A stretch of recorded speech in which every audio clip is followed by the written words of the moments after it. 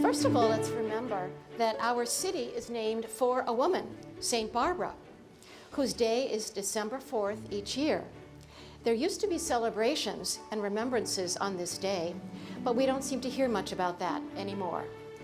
One day that we do still celebrate is Mother's Day.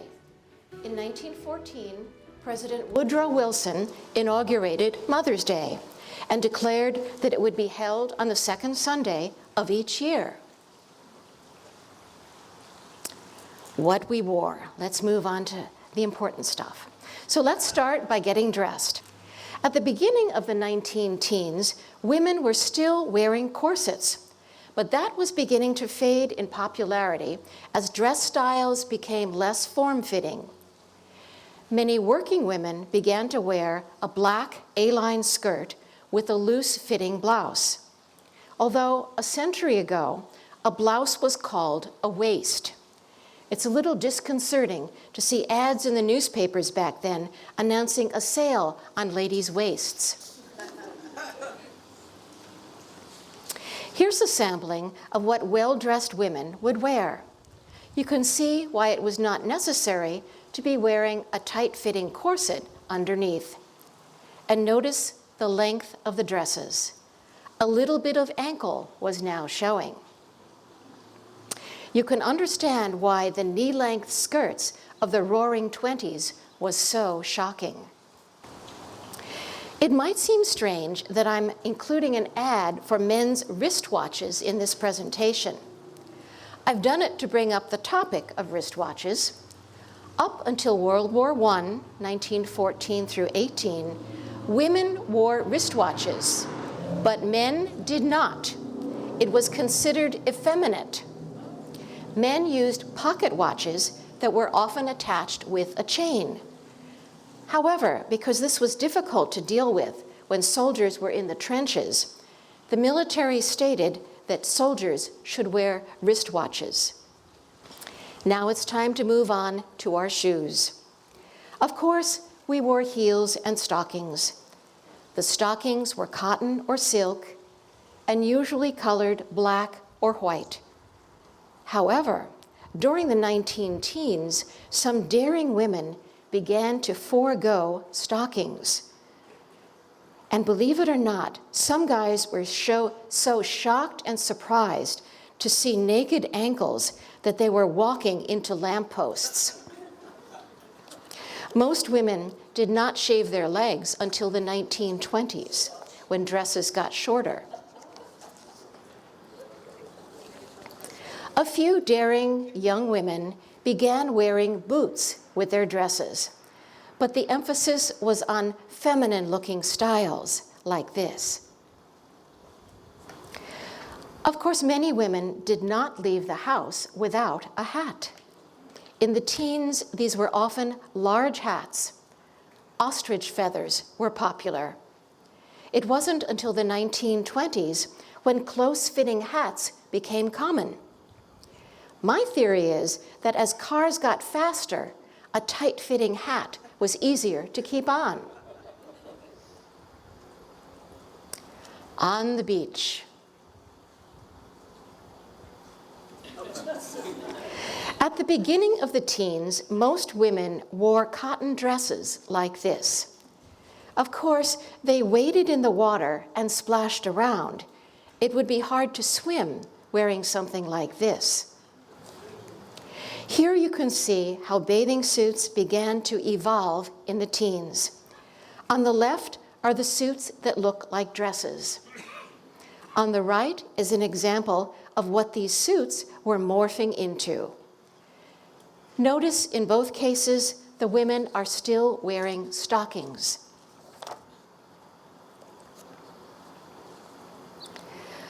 I think that the revolution in women's bathing suits was influenced in large part by actresses who appeared wearing swimsuits in early movies.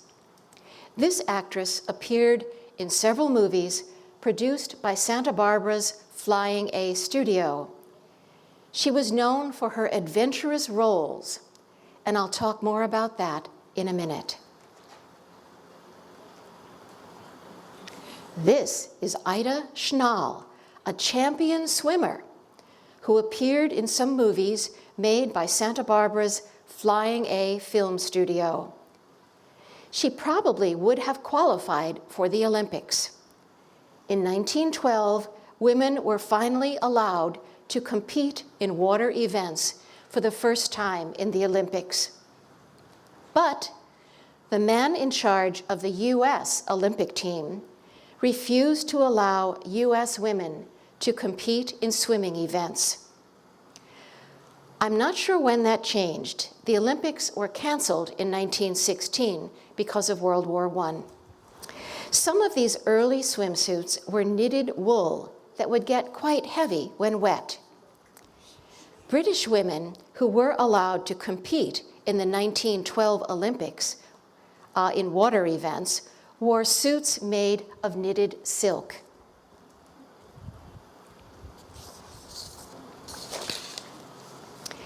Santa Barbara citizens who felt that women should be wearing knee-length dresses with ruffles and lace at the beach were loudly protesting women wearing one-piece knitted suits like this. One police captain here said that the bathing costumes of some girls were scandalous. He said, "They paraded their shapely figures along the beach and the ocean front. To loll on the beach in scant attire is immodest." The police ordered some of the girls off the beach. Finally, the mayor held a meeting about the swimsuit issue, and the city finally decided that the police would not get involved.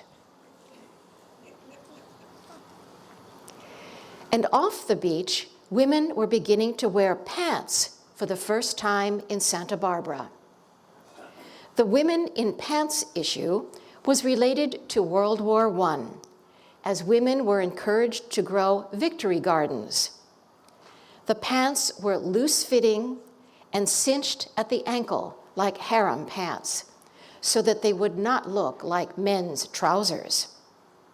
The local paper wrote, "This lends a touch of feminism to that which is sure to annul any prejudices that might arise with the mention of overalls for women." Let's get cooking. Now here's something that we can relate to today: grocery stores that deliver. The pandemic has brought about a century-old custom that pretty much faded out until a couple of years ago. Notice that near the bottom of the ad, it mentions that the grocery store delivers. Back in the years when lots of families did not have cars and women did not drive, shopping for groceries and hauling them home would have been a real chore.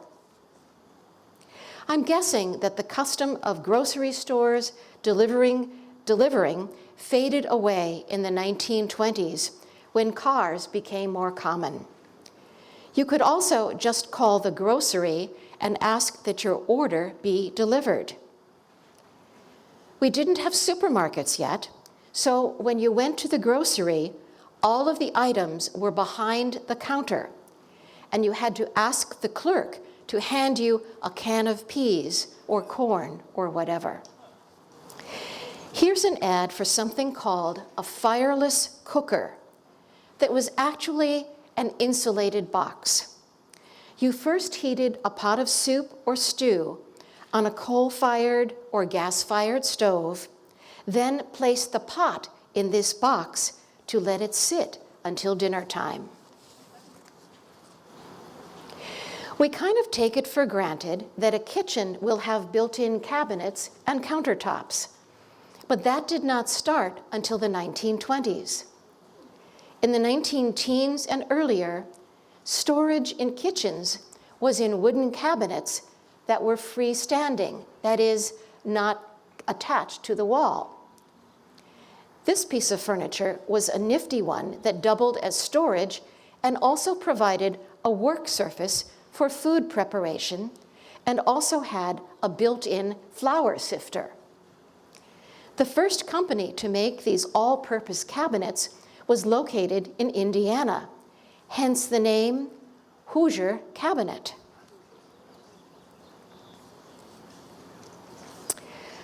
Mondays were laundry days in many homes. Some women still heated pots of water on the stove and scrubbed clothes in a wooden tub. But change was coming as homes began to have electricity. Of course, you still needed to do a lot of the washing and rinsing by hand, and then put the clothes through the wringer before putting them out on the clothesline in the backyard. Or you could have your maid do the work, or you could take your dirty laundry to a professional laundry. One popular laundry business was the Enterprise Laundry on Lower State Street. After washing machines in homes became more common, that business closed and eventually became a restaurant called the Enterprise Fish Company for many years. I believe that has recently closed, but the century-old brick building is still here, so that's how it got its name. Of course, no one walks 7 miles with an iron, but it probably felt like that with the irons that you heated on the stove. You often had 2 irons heating, one to iron with and the other heating on the stove. These irons weighed 7 to 9 pounds. But electricity would change all of this. Here's an ad for the new Hot Point electric iron. It was claimed that it would not soot up your clothes. So apparently, heating irons on the stove could be messy. The big problem was when electricity was added to pre-existing homes, the lights in the ceiling were sometimes the only place where there was electrical wiring, since that was the main use of electricity. So housewives often had to stand on a chair to plug in their electric iron into the light socket. If you remember, some older light sockets have a place to screw in the bulb, but also a place to put in a plug. Electrified coffee makers and toasters were also beginning to make an appearance in homes in Santa Barbara. The stove and the oven had been used before this. Finally, electric outlets were beginning to be placed on walls and baseboards where they would be much more convenient. So many things that we take for granted today, huh? And how many of you have ever used one of these? A human-powered sewing machine. All right, I see a couple of hands. Good group, okay? You rock your feet forward and backward on the treadle at the bottom of the machine to power it. I've actually used one of these too, and you have to keep up a steady rhythm to make it run properly. Movies and the arts. Well, it wasn't all drudgery back then. We did have some fun and interesting things going on in Santa Barbara in the 19-teens. Vaudeville shows were popular here. These were variety shows that traveled around the country, so there was always something new and different to watch. The shows consisted of 5 to 10-minute acts that might be singers, dancers, animal acts, magicians, contortionists, etc. Here's one that was here.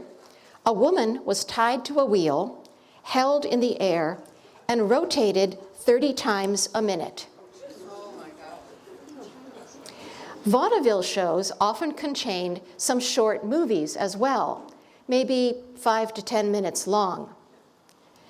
The vaudeville shows often ran continuously all afternoon and evening, so people could arrive and leave whenever it was convenient for them.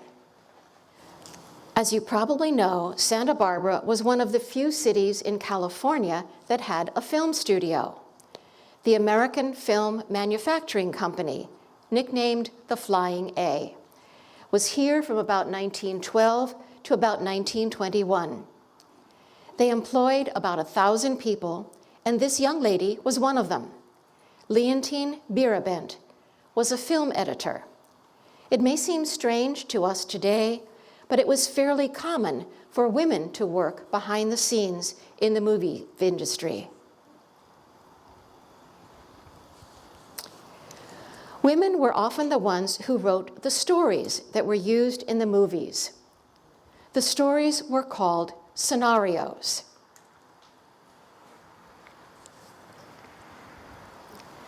A Santa Barbara writer named Marion Craig Wentworth wrote an anti-war play called War Brides that was produced in New York and later turned into a movie. The play was based on a story that during World War I, the German government encouraged young men to marry and get their wives pregnant before they went off to the war. It may seem surprising to us today, but a number of the roles for actresses in the 19-teens were for adventurous women in the serials called cliffhangers. The Perils of Pauline is the one that most of us know about today, but there were many, many like that. By the 1920s, however, as more and more money poured into the movie industry, men took over more and more of the jobs in the movies. And I think that's why the stars of the adventure movies were mostly men in the 1920s and later. Here's one that I couldn't resist including. This is Gertie, the female dinosaur. She was one of the earliest animated cartoon characters.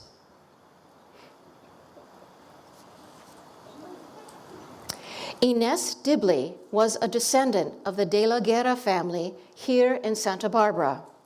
She grew up in a mansion on the Mesa, where City College is today. She was a well-known dancer here who danced traditional Spanish dances. Here's another dancer who grew up in Santa Barbara. She must have been someone that they knew would go far. If Santa Barbara High School had had a student most likely to succeed vote in 1913, the year she graduated, she would have been in the running.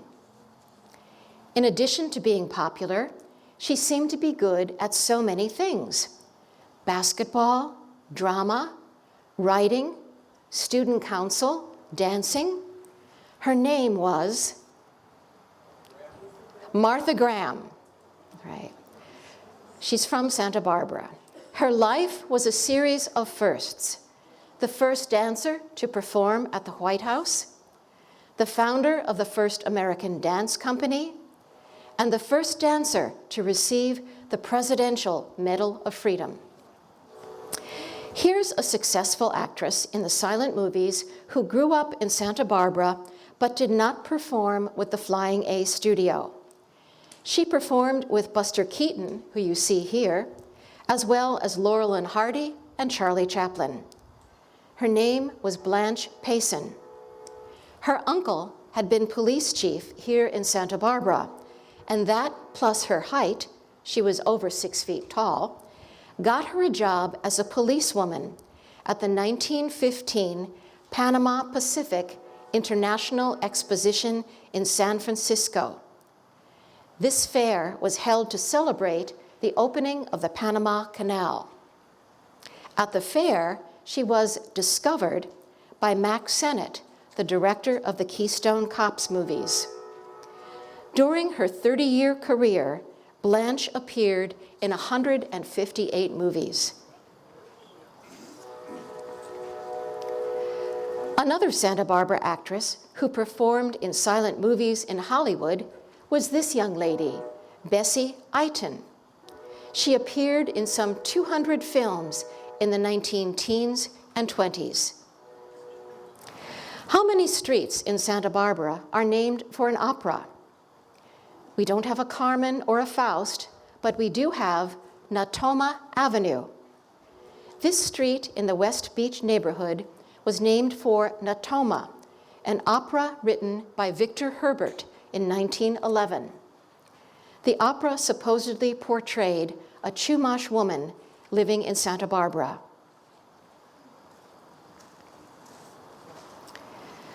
One of the most famous ballerinas of the past was Anna Pavlova. She performed at the Potter Theater here in 1916. "The greatest ballerina who ever lived," wrote the local paper. Pavlova also appeared in a silent movie that was filmed in Montecito and Catalina Island in 1915. Both the dessert, called Peaches Melba, and Melba toast are named for this famous opera star named Nellie Melba. She stayed at the Bellasguardo estate here in 1918 for a couple of months. The mansion where she stayed was the first Bellasguardo. The Bellasguardo mansion that is there now is the second one and dates to 1933. This is superstar Mary Miles Minter, nicknamed Little Mary. Still in her teens, when she joined the folks at the Flying A film studio, she was promptly interviewed by a local gossip columnist who gushed that Mary was just the dearest, sweetest little girl you could ever wish to see. What a dear, perfect child she is. Here's another actress from the Flying A, Charlotte Burton. Her fans wrote her so many fan letters that the Santa Barbara post office was raised in its rating. It was said that she received 800 letters a day. Back when women were barely showing their ankles and some young ladies were getting pulled off the beach because their swimsuits were considered too revealing, moviegoers were seeing scenes such as this. The movies filmed on the Channel Islands got away with these skimpy costumes by calling these allegories, a blast to the past with mermaids or ancient Greece. In some of these scenes, the actresses were said to be wearing seaweed and not much else.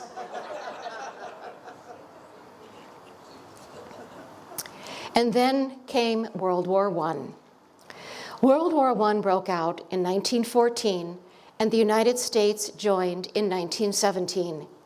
Here is a drawing of a soldier with a woman behind him. This is Miss Columbia, or sometimes called Miss Liberty.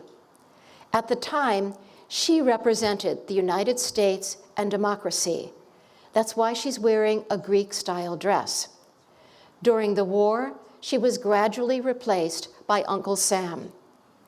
About the only time that we see Miss Columbia today is at the beginning of Columbia Motion Picture Company movies. Pretty much the same time that the US entered the war in Europe, the Santa Barbara branch of the Red Cross was founded. This was one of the main ways that women could contribute to the war effort. Because of a combination of factors, the food shortages due to farm fields in Europe turned into battlefields, the American farm boys going to the war in Europe, and the US armed forces needing to feed all the soldiers, Americans were urged to conserve food and also to grow their own. Women were important in this field as well. Families were also encouraged to raise chickens.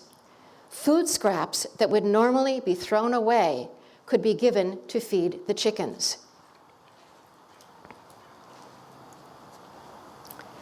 Sugar was rationed, and even at fancy tea parties in Montecito, guests had to bring their own sugar. And obviously, the sugar shortage made cooking and baking a challenge for homemakers. Oil and flour were also in short supply, so donuts were off the menu at home and in restaurants. As more and more young men left for the battlefields, young women stepped up to take their places in the fields, in the theaters, in the telegraph offices, and in the hotels. The manager of several movie theaters in Santa Barbara announced that he would begin hiring women to be ushers, stagehands, musicians, and motion picture projector operators. Over at the Potter Hotel, young women were beginning to be employed as bellboys and elevator operators. Every woman was knitting socks and sweaters and scarves for the GIs. Women met at the Carrillo Recreation Center and knitted in groups. Others just knitted wherever they were, in a line at the bank, while sitting on the streetcar, etc. At the end of the war, the local Red Cross figured out that we had produced more than 425,000 items that were knitted or sewn, mostly by women or girls, for the war. In other news, women of Santa Barbara were asked to look in their sewing baskets for scraps of fabric to sew into diapers and clothes for babies in Europe. Everyone was encouraged to buy war bonds to help pay for the war. Movie stars such as Flying A's Mary Miles Minter joined parades to publicize the need for help. Women were contributing songs as well. This was a song written by a Santa Barbaran, Imogene Avis Palmer. She wrote both the words and music for this patriotic march song called Cheer as They Pass Along. The local paper said that it was heard on Los Angeles streets and featured in the windows of the leading music houses of that city. You may have heard of the Moody sisters who designed homes here in the 1930s. Well, back in the 19-teens, Mildred Moody, who was an art student at the Normal School on the Riviera, designed a recruitment poster that won a contest. The poster reads, "Even a dog enlists, why not you?" And she won a prize of $25. Santa Barbara women were also in Europe helping the war effort there. Dr. C.C. Park of Montecito and his 2 daughters ran a canteen for soldiers in France that was much appreciated by the fighting men. Nurses were needed in Europe, and some young Santa Barbara women worked there as well. Rose Gandolfo of Santa Barbara was working for the Red Cross in Italy. She had graduated from the Cottage Hospital Nursing School, took a year of postgraduate courses in New York, and then was sent to Italy because she spoke Italian. Another nurse from Santa Barbara was Anna L. Fisher. She served as a Red Cross leader in Damascus, Syria. The war finally ended in November 1918, and in early 1919, the soldiers began coming back. The women of the Santa Barbara Red Cross were at the train station to serve coffee and donuts to the young men returning home, or to those who were on their way to somewhere else but stopping off at our train station. The men were back, and they wanted their jobs back. So many women had to return to their former lives. Here's a cartoon from Life magazine, and the caption on it read, "Girls, they're going to demobilize us, and we've got to go back to wearing petticoats and trying to be effeminate." But women's contributions were not forgotten. Women's help during the war led to the winning of the vote in 1920. And so comes to an end one of the most exciting decades for American women and the women of Santa Barbara. As I was writing my Way Back When books, I kept marveling at all the changes that occurred in just a few years. So I pulled out a lot of the women-related items from my book to create this show. So thank you very much, and I'd be happy to answer any questions.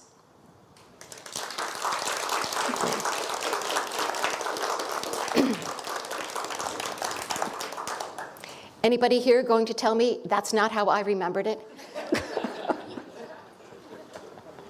Thank you, Betsy. You know, All right. we actually have a handful of those irons downstairs. Refrigerators back way back then. They had to use the ice. Where was the ice? Was there an ice plant here? Where did the ice come for ice boxes? The Iceman would come around. Now, good question where it came from. Obviously not Santa Barbara, but somewhere up north. It would be cut in the winter and stored with a lot of straw. I believe there was an ice house on the mesa somewhere.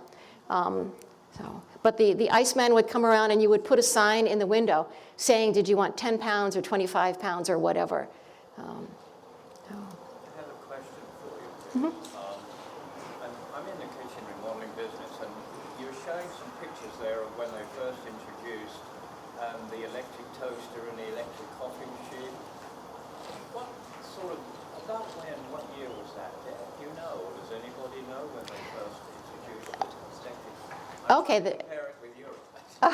Well, the question was, when did electric coffee makers and toasters get introduced? It was during the 1920s, the 19-teens here in Santa Barbara, because that's when we started to get electricity. And that was one of the uses for electricity was convenience. It was good for the lighting. And in fact, they believe that in many towns, once electric lighting came in, more people were reading, and more people were able to have their children read without adult supervision. If you had a gas light going, you did not leave your child in there alone to sit and read. So once electric lights came in, you could let your child read by himself or herself. One thing I noticed was when you had the Giordano ad up, they said call both numbers 801. And I remember when I was young, and you too, we had 5. I still remember 50843 was my number. And so at that time, there must have been only hundreds that had phones. And, Yeah, there were phones there. People had phones, but not as many certainly as today. And the numbers were shorter. And then they also, on the numbers I saw, it would say red 501 and black 501. So that was something on the phone.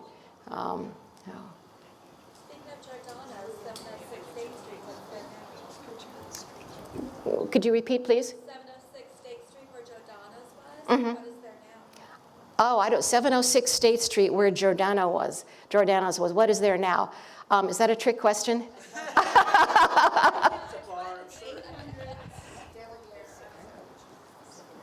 It's probably been remodeled. Most of State Street has been redone. Although the few things that were built in the 19-teens, there was a Henry Levy shoe store, which I guess rings a bell with some people, but that his building was built or remodeled in the 19-teens. And I have a picture of it in one of my books because it looks pretty much the way that it does today. So that's really cool to see. But so much has changed, and that gosh darn earthquake. So, yeah.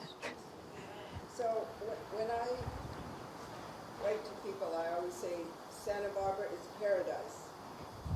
So when I traveled in Europe, I was marveled that everyone knew California. Wherever I went, California was like a country. And now it seems that Santa Barbara is known all over the world. I wonder in those times you speak about, was Santa Barbara unknown? That's a good question. When did Santa Barbara sort of become a name? Well, one of the reasons why the Flying A Film Company was welcomed here in Santa Barbara was it was thought that people would watch the movies filmed in Santa Barbara and think, wow, I want to come visit Santa Barbara. Tourism was very important back then. Movie people in general were held in very low regard. A lot of people didn't want movie people in their town. In fact, the Flying A came here in 1912 because they had been in La Mesa near San Diego, and the townspeople did not all like them, and some of the ministers were preaching against them, so they came to a more accepting environment. But I saw many times in the newspapers where people here said, and people will watch the movies filmed in Santa Barbara, and they'll want to come here and see it for themselves. So they were very happy about that. One of the problems got to be that back then, they didn't need permits to do filming. No permits, no problem. Well, they'd go out and drive a car in front of a train as it's pulling into the station, and the train guys would freak out, or they'd send, two actors in the middle of State Street to have a fist fight, and the police would come up and try and stop it, and they go, wait a minute, you're ruining the scene. So that got to be a little bit of a problem. So. Sure. Is there a fashion trend for the 19teens they would like to see make a comeback? Or is there one day you're like, oh, thank goodness you don't have to wear that anymore? Oh, a fashion from the 19teens. The question was, is there a fashion from the 19teens that I'd like to see come back, or one that I'm glad I'm not here? Well, I'm glad we don't have to wear corsets anymore. Gosh, those look really, really uncomfortable. In the 90s, I had a dress that I'd wear to court, and it looked very much, it was wide, and it got narrow, and kind of about here, and those same kind of sleeves. So it was kind of a 90s. Yeah, and they also, the skirts could be very narrow. In fact, they were often called hobble skirts, because you kind of walked like this. They weren't popular for very long.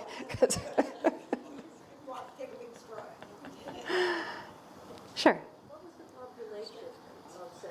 What was the population of Santa Barbara? It was about 20,000 people. In the teens, yeah. I don't think that included Montecito. I'm not sure. Good question. Did that?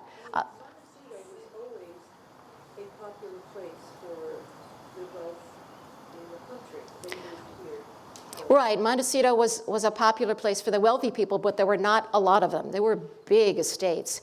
My next book, which is coming out, is about silent movies that were filmed on the estates in Montecito. And I tried doing research on where are these estates now, and they've all shrunk or been divided, or the mansions are gone or whatever. Yeah, it was not a great population there. It was the people in the big estates, and then the people who were taking care of them. And there was also a little population in what was called Spanish Town. Okay. Are most of your sources from newspapers, or were there regional magazines, or certain books that you turned to? Good question. A lot of my sources were the local papers. There were two papers here. There was the Morning Press and the Daily News and Independent. And we were very fortunate that they ran interesting stories. A lot of small town newspapers, all you get is who got married, who died, and it looks like we're going to have a good crop of beans this year. But here in Santa Barbara, somebody there on both papers was writing about someone's monkey got loose and went running down De La Vina Street, and the police captured it with a bag of peanuts, and they found the owner, and it had been used in a Flying A movie, and just really fun stuff like that. Plus, we did have the Flying A film studio here, and the actors were doing all kinds of crazy things. In fact, I'm working on a book called Behind the Scenes at the Flying A, about crazy things that the actors were doing, or stage people, or again, as I said, they didn't tell people where they were going to film, the gangster movie or whatever. So, okay. All right. Well, thank you all for coming.